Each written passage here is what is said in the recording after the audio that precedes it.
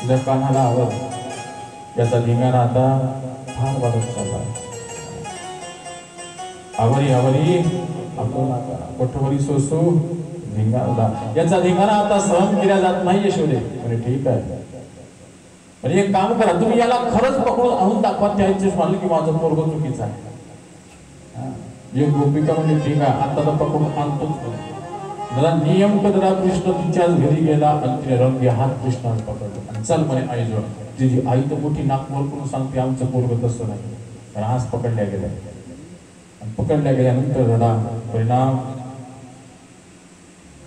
हातात पकडलं घेऊन चालते.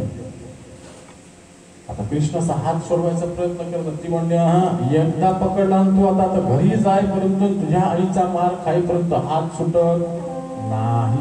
आणि निघाली करत ते म्हणते सोड ना हात सोड ना. ते म्हणते आता हात सुटत नाही जिथपर्यंत यशोदेच्या हातचा तू मार खात नाही तोपर्यंत.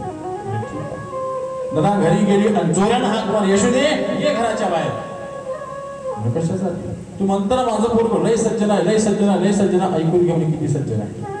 आज रंगे हात पकडला. यशोदा हसली.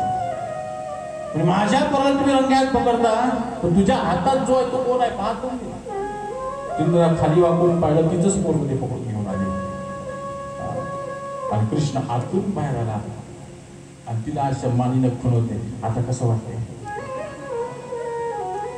त्यावेळेस ती त्या बालकाला तू कसा काय आला? आई तुला मगांपासून सांगत आहे की हात सोड हात सोड. कृष्ण मगांपासून हात सोडून गेला, माझा हात कट करून गेला म्हणे याच्यात. एवढं तर या कृष्णाच्या फळदा. आणि एक दिवस झाला भगवान परमात्म्यानं घरी चोरी केली आणि घरी चोरी केल्यामुळं